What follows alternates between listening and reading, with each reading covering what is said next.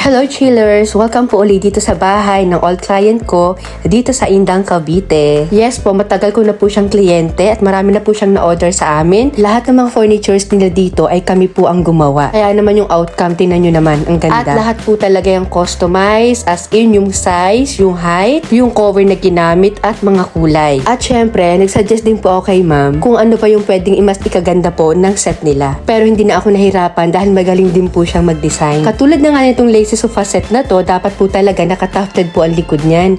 Kaya lang napansin ko po doon sa master sofa nila ay nakatufted na, kaya sabi ko mas maganda ang plain nito para hindi naman too much.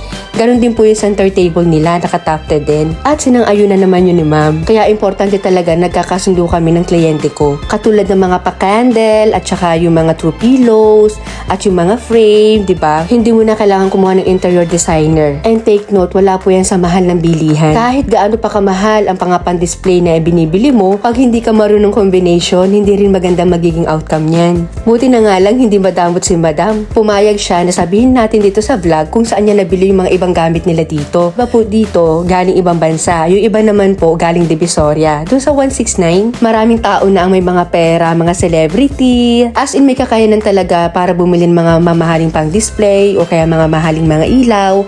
Pero, bumibili rin po sila sa mga mumurahing katulad nga ng Divisoria at saka mga Japan surplus, mga second hand ng mga gamit, lalong-lalo na ang mga painting. At ito nga po yung dining set nila na kami rin po ang gumawa. Live edge po yan. Ina-advise ko nga pala chillers sa mga magpapagawa po ng mga live edge sa amin na lamesa, iwasan nyo po maglagay ng salamin sa ibabaw. Hindi na po kasi kailangan. Hindi na namin ina-advise na maglagay pa niyan kasi po naka-epoxy naman po yung mga lamesa mabibili nyo sa amin. Maging dito sa kitchen nila, naku, gaganahan ka talaga magluto dito. Pati yung mga frame na nilagay dito ni ma'am, match na match, oh. Alangan na maglagay ka dyan na babae na nagme-makeup, diba? Tapos, may makikita kang mga note dyan. Nakaka-motivate yung mga ganitong mga note. May ganyan din ako chiller sa table ko. Lalong-lalo na nga yung coffee table ko. Aminin na natin na kapag tayo nagkakape, ay tayo'y napapatulala. Ewan ko ba kung bakit ganun? May kamahalan nga lang po yung mga furnitures na pinagawa sa amin ni ma'am dahil nga po stainless po yung mga ginamit namin. Ayaw niya po kasi ng ibang kulay. At lagi ko rin naman sinasabi yan sa mga vlog ko na mag-focus lang po kayo sa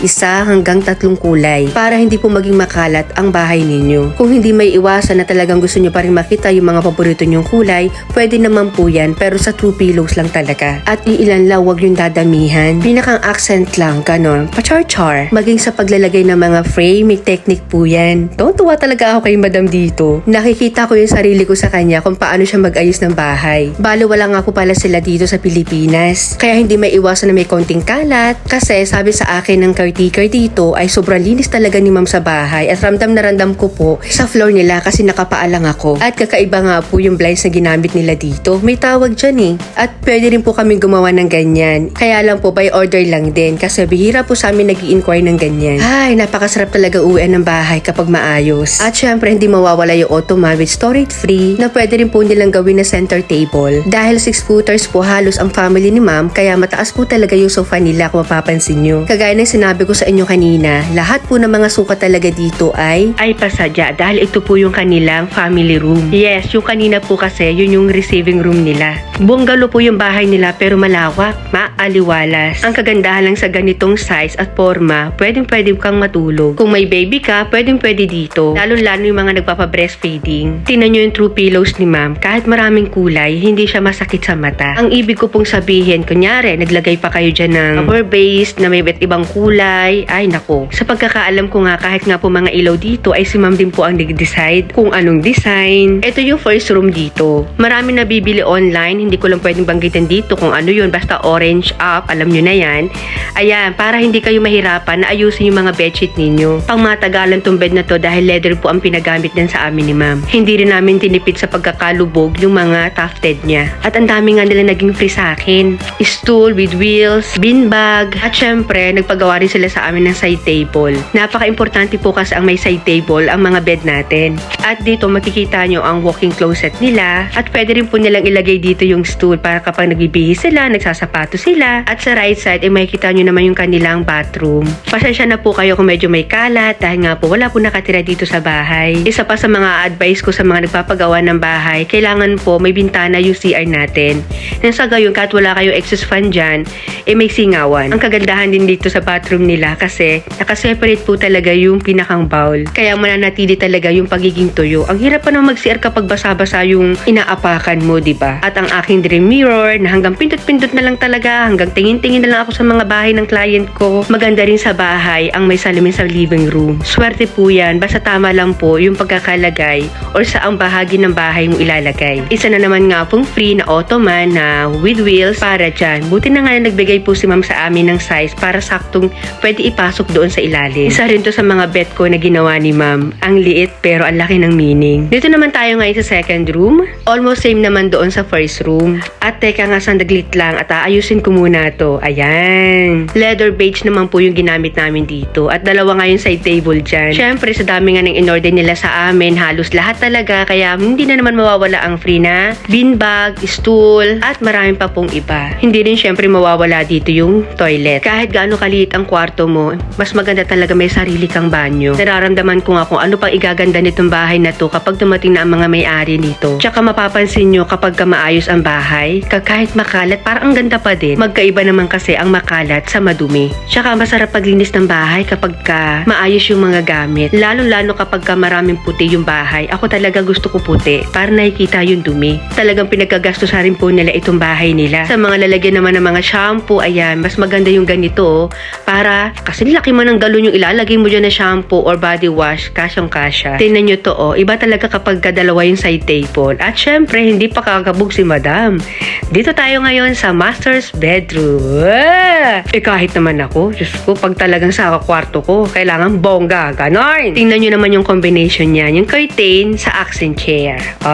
Alam nyo, napakalaking bagay talaga kapag marunong ka mag-ayos ng bahay. Dahil ang iba po, nagbabayad pa talaga sa mga interior designer. Anyway, kapag talaga hilig mo, matututo ka eh. Bali, coffee table nga po pala yung nasa gitna. At kung ako magkakwarto dito, madalas ako nandito, lalo na dyan sa malapit sa may bintana. Syempre, ang laki rin ng walk-in closet nila dito, diretso sa kanilang banyo. May mga pailan-ilan pa po ditong aayusin, pero almost na naman na yung bahay nila. O diba, ang gananti ng kapag kaway, parang kahit isang buwan mong hindi linisan, okay lang. Pero mga badam, aminin nyo, sa laki ng cabinet na yan, maniwala kayo, 1/4 lang ang kay sir dyan. At sa bathroom naman, si sir, 15 minutes tapos ng maligo, tayo, 2 oras. Tapos yung mga gamit dyan, naku, pantindahan yung sa atin. Pero sa mga mister natin, bilang na bilang lang. O ano, natatawa kayo, no? Dahil totoo. Alam na alam ko yan, dahil ganun din ako. Kahit naman kapag umaalis tayo, diba? Kung ano-ano mga dala-dala natin sa bag, samantalang ang mga boys, simple lang. Ganun talaga, may napkin kami, kayo wala. Malakas kami sa tissue, kayo hindi. Hindi ako nangaaway dito, sinasabi ko lang ang buong katotohanan. Na kami mga babae ay ang daming anik-anik sa buhay. Yan, importante yan, chillers yung outlet kapag nagpapagawa po kayo ng bahay, ha? Ang sa gayon, sa CR tayo magbo-blower, wag nang sa sala o wag nang sa kwarto kasi ang ingay. At love na love ko talaga tong bed na to ni madam. Kung titingnan mo, parang ang dami niyang kapareha sa mga ginawa namin, pero hindi. Tingnan niyo po yung footboard niyan. At customized size din po yung ginawa namin dito. Hindi po talaga sa standard size sa ginagawa namin. Kaya sa mga 6-footers dyan, PMS the key. Dahil kapag standard po yung ginawa namin or Philippine size, lalabas yung paa ng matutulog dyan. Syempre, ang gusto natin yung komportable yung matutulog. Dapat nga magpapalagay si ma'am ng divan dito sa paahan. Kaya lang, sayang naman yung design ng footboard. Ang ganda ng details ng chillers lalo na sa personal. Sana nga may magpagawa sa amin na pink naman. As in talagang gusto kong pink lahat yung buong room. Minsan na rin po kasi ako naging pink lover. Tutulungan ko talaga sila sa kung ano yung mabagay na mga furniture. Lalo na yung design at size. Diba kakasabi ko lang sa inyo kanina na ito talaga yung pinakang gusto kong pwesto dito. Kahit naman sa sarili kong bahay, gusto ko talaga malapit sa bintana. Tapos maglalagay ka dito ng kape, wine, or kung ano man yung trip mong inumin. Sorry madam ha, pero talagang finifeel ko talagang maupo dito sa couch ninyo. Unahan mo na nga lang si sir talaga dito. Doon siya sa kabila. Pati nga yung bedsheet niya dito, napansin ko, ang lamig sa mata. Lahat ng mga nude color talaga hindi lumain pagdating sa bahay. Kaya gusto nyong ganitong design, screenshot nyo lang po at i-PM nyo lang po ako. Ngayon, kung magpapanggap ka na medyo ma-privacy kang tao, isarado mo lang yung bintana or isara mo lang yung napahagad ng curtain ni ma'am. Yung feeling na parang ayaw may nakikitang tao kasi gusto mo lang magmuni-muni, ganon. Pero ang totoo, wala ka ng pera kaya ka nagkakaganon. Kaya iba pa rin talaga kapag malaki ang room mo. May iwasan mong gumasto sa labas Kasi mag-stay ka dito, sapat na. Totoo po yan, chillers, kapag maganda yung room mo, liwalas, marami kang pwedeng gawin. Tapos malakas yung wifi, kapag may coffee table nga lang po sa row, ang lakas talaga manghatak ng kape.